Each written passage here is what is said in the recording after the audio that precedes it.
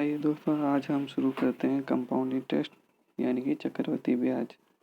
सबसे पहले अपन कुछ सिंपल टर्म्स को जान लेते हैं कि क्या क्या होती है, क्या क्या यूज करने वाले हैं अपन। फिर आगे अपन बेसिक कॉन्सेप्ट समझेंगे, फिर दो फॉर्मूला या ट्रिक्स कह सकते हैं आप इनको। तो चलिए, सबसे पहले मैं आपको बता देता हूँ कि मूलधन क्या होता है। मूलधन मूलधन यानी कि प्रिंसिपल। ये जो वो राशि होती है जो उधार दी जाती है, ये किसी से उधार ली जाती है, उधार दी गई राशि।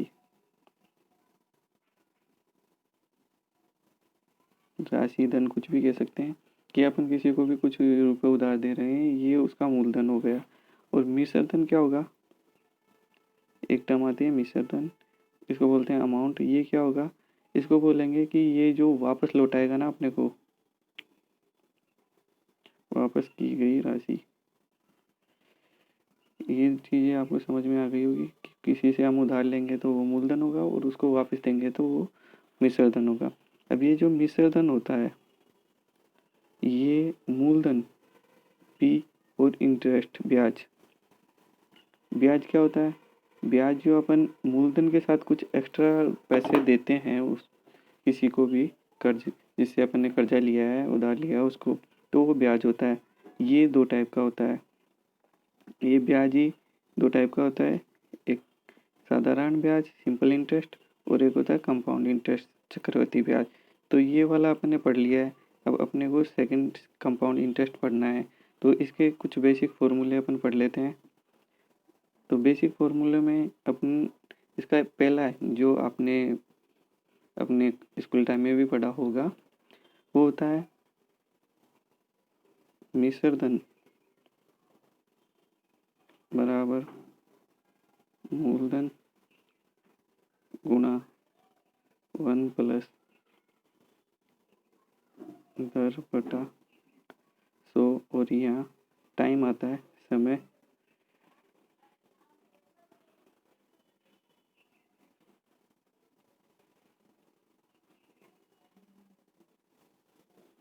तो इसको मैं ऐसे लिखता हूँ, मिश्र धन को ए लिखता हूँ, मूलधन को पी लिखता हूँ, 1 और दर को आर लिखते हैं और बटा 100 और टाइम को टाइम। ये इसका बेसिक फॉर्मूला हो गया। अब कुछ कंडीशन आ जाती है यहाँ कि जिनको अपन पहले ही ध्यान रख लेते हैं। तो पहली कंडीशन आती है कि यदि इसमें ब्याज जो है ना अर्धवार्षिक दे हो,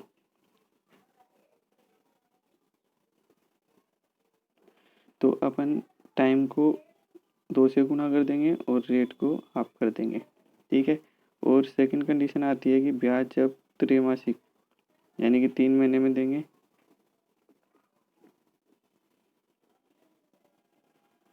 तो टाइम को मल्टीप्लाई करेंगे 4 से और रेट को कर देंगे 4 से डिवाइड, चौथाई। ये कुछ बेसिक बातें आपको ध्यान में रखनी है। अब चलिए अपन एक क्वेश्चन डिस्कस करते हैं। इस क्वेश्चन के अंदर मैं आपको 3 मेथड बताऊंगा। तीनों में से जो लास्ट वाला मेथड होगा उसी से अपन आगे क्वेश्चन सोल्व करेंगे। ऊपर वाले 2 मेथड को बिल्कुल भी यूज नहीं लेंगे। आइए दोस्तों, अब इस क्वेश्चन को अपन 3 मेथड से सोल्व करते हैं। तो पहला मेथड होगा जो अपना बेसिक मेथड जो अपन ने स्कूल लेवल पे पढ़ा है, तो मैं इसको 1 नंबर दे देता हूँ। और 1 नंबर में अपन पहले तो जो डाटा दे रखा है उसको लिख लेते हैं। तो यहाँ 1000 रुपये की राशि दे रखी है 10% चक्रवृद्धि ब्याज की दर से 2 वर्ष के लिए। तो ज्ञात क्या करना है? ब्याज व मिश्र धन। तो देखिए यहाँ जो दे रखा है पी, मूलधन दे रखा है 1000 रुपये, रेट दे रखी है 10% की, और जो टाइम दे रखा है वो 2 वर्ष का दे रखा है। तो आप इसको फॉर्मूले में रख के डायरेक्ट यहाँ से मिश्र धन निकाल सकते हैं। तो मिश्र धन का फॉर्मूला अपन ने पढ़ लिया, पी प्लस आर बाई, यहाँ टाइम आता है। तो यहाँ वैल्यू पुट करके अपन सिंपल सा इसको कैलकुलेट कर लेंगे। पी की वैल्यू 1000 है, मल्टीप्लाई 1 प्लस 10 की, आर की वैल्यू 10 है, बटा 100 और टाइम की जगह टाइम रख देंगे। तो यहाँ से इसको सोल्व करेंगे तो 1000 और ये 110 इंटू 110, इसको सोल्व करने के लिए इसको घात को खोल देंगे। ठीक है। तो अब इसको यहाँ से सोल्व करेंगे तो यहाँ से ये इनको काट के वैल्यू निकाल लेते हैं। तो यहाँ 11 इंटू 11 मतलब 121 हो जाएगा। तो ये वैल्यू आ जाएगी यहाँ से अमाउंट की। ये आ गए मिश्र धन। और ब्याज क्या हो जाएगा, इंटरेस्ट, चक्रवृद्धि ब्याज है। तो अमाउंट में से अपन मूलधन माइनस कर देंगे, मतलब प्रिंसिपल माइनस कर देंगे, तो यहाँ से ब्याज आ जाएगा 210 रुपये। ठीक है, अब यहाँ से आपको पता लग गया होगा कि जब अपन ने इसी क्वेश्चन में सिंपल इंटरेस्ट निकाला था तो वो 200 रुपये आया था, लेकिन जब अपन चक्रवृद्धि ब्याज निकालते हैं तो वो 210 रुपये आया है। तो आपको ये सेंस लग गया होगा, ये पता चल गया होगा कि चक्रवृद्धि ब्याज हमेशा ज़्यादा होता है साधारण ब्याज से। ठीक है दोस्तों, ये तो इसका हो गया बेसिक मेथड। अब इसी क्वेश्चन को मैं एक और तरीके से सोल्व करता हूँ, जिसको अपन इसका सेकंड तरीका मान लेते हैं, सेकंड टाइप से सोल्व करने का। तो इसमें भी ये है कि इसमें अपन रेट को लेते हैं, रेट को लिया, रेट को अपन 1/10 लिख सकते हैं, 10% है तो वो चेंज करना मैंने आपको सिंपल इंटरेस्ट में बता दिया है। यदि आपने नहीं देखा है तो वो वीडियो देख लीजिए। तो यहाँ ये रेट है और अपने को पता है कि ये रेट है, तो नीचे वाला इसमें प्रिंसिपल होता है और ऊपर वाला इंटरेस्ट होता है। तो ये ऊपर वाली टर्म इंटरेस्ट हो गई। तो अमाउंट यहाँ से मिश्र धन क्या हो जाएगा, P + I, यही पढ़ा है अपन ने। तो यहाँ ये हो गया 10 + 1 = 11। अब अपने को क्या करना है, इसको यहाँ ऐसे लिख लेना है। एक तरफ तो लिख लिया प्रिंसिपल, एक तरफ लिख लिया अमाउंट। अब जो प्रिंसिपल है अपना 10 है और 1 साल का, ये फर्स्ट ईयर हो जाएगा। 2 साल की बात करेंगे तो सेकंड ईयर, 2 लिख लेंगे यहाँ इधर ईयर। तो 1 साल का 10, दूसरे साल का 10 और इधर 11। अब इनको क्या करना है, मल्टीप्लाई करना है।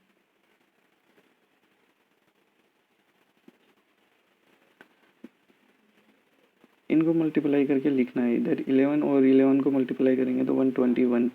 तो ये जो अमाउंट आ गया। अब ये देखिए प्रिंसिपल है आपके पास 100 रुपये और आपके क्वेश्चन में जो दे रखा है प्रिंसिपल वो है 1000।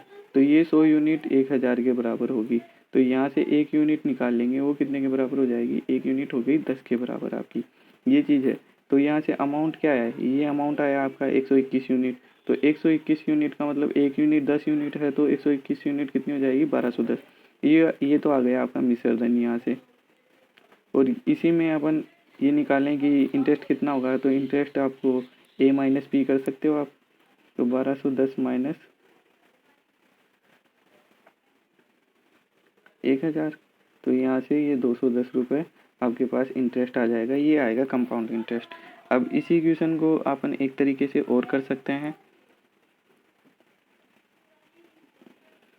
तो इस क्वेश्चन को एक तरीके से और करने के लिए अब क्या है, थर्ड ट्रिक तीसरी है। तो थर्ड ट्रिक में अपन बात करेंगे रेट से ही। रेट है अपना 1/10 या 10% लिख सकते हैं, कोई बात नहीं। और टाइम दे रखा है 2 वर्ष का। तो जो टाइम है ना, उसको ये नीचे वाला प्रिंसिपल है, पता है आपको, नीचे प्रिंसिपल है तो प्रिंसिपल की पावर में लगा देते हैं टाइम को और उसको मान लेते हैं अपन एक्चुअल में जो अपना मूलधन है उसको मानेंगे। तो इसका स्क्वायर करके तो यहाँ जो माना हुआ मूलधन है ना वो हो जाएगा 100, 10 की पावर 2। तो ये 100 हो जाएगा, जितनी टाइम होगी वो पावर में लगा लेंगे और उसको उस मूलधन मान लेंगे। अभी यहाँ 2 साल की बात है तो फर्स्ट ईयर सेकंड ईयर 2 साल। तो अब ऐसा ही अब निकालना है अपने को इंटरेस्ट। तो 100 रुपये का मूलधन है तो इस रेट से मल्टीप्लाई करते चलो, हर बार ऐसे करेंगे इसको मल्टीप्लाई। तो यहाँ पहले बार मल्टीप्लाई करेंगे तो 10 आएंगे दोनों सालों के। ठीक है, फिर नेक्स्ट ईयर, अब ये तो हो गया फर्स्ट ईयर का 1 साल का। और अब सेकंड साल में क्या लगेगा, ओनली इस पे चक्रवृद्धि ब्याज लगेगा, ब्याज के ऊपर फर्स्ट ईयर में जो ब्याज लग गया उसके ऊपर एक ब्याज और लगेगा।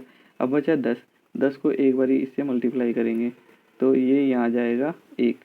अब ये टोटल जो होगा इसका वो तो होगा इसका CI, और जो ओनली फर्स्ट रो है वो इसकी हो जाएगी SI। यहाँ से आप SI और CI दोनों कैलकुलेट कर सकते हैं। तो ये आ गए CI 21। तो अब यहाँ आपको देख लो कि मैंने जो माना था वो 100 यूनिट मानी थी मूलधन, बाकी एक्चुअल में मेरा 1000 यूनिट था। तो इसको कंपेयर कर लिया तो मैंने 1 यूनिट मेरी यहाँ से 10 आ गई, तो 10 आ गई तो मेरा CI क्या आया, यहाँ CI आया है मेरा 21 यूनिट। तो 21 यूनिट का मतलब क्या हो गया, 210 रुपये, और यही अपना CI है। और यदि SI कैलकुलेट करें तो SI इन दोनों का सम होगा, जो कि आ रहा है 20, तो 20 आएगा, तो मतलब 1 यूनिट 10 के बराबर है, तो 20 हो गया 200। और यहाँ से यदि अमाउंट निकालनी है तो अपने पास 1000 रुपये तो वो है ही प्रिंसिपल, प्लस अपना SI 210 रुपये है, तो ये हो जाएगा 1210 रुपये। इस टाइप से अपन तीनों की मतलब सारे क्वेश्चन को सोल्व कर सकते हैं। ये थर्ड टाइप अपन हर जगह यूज करेंगे, इसी से अपन सारे क्वेश्चन सोल्व करेंगे। ये थर्ड टाइप बेस्ट है, सबको हर क्वेश्चन इससे सोल्व हो जाएगा। जबकि ये सेकंड वाला जो मेथड है अपना, ये हर जगह यूज नहीं होगा, ये काफ़ी कॉम्प्लिकेटेड भी है और हर जगह यूज नहीं होगा, इसलिए अपन जो थर्ड मेथड है वो यूज करेंगे हर जगह। तो चलिए दोस्तों, अब कुछ और टॉपिक्स डिस्कस कर लेते हैं जिससे हर बार एग्जाम में क्वेश्चन पूछे जाते हैं इसी चैप्टर के।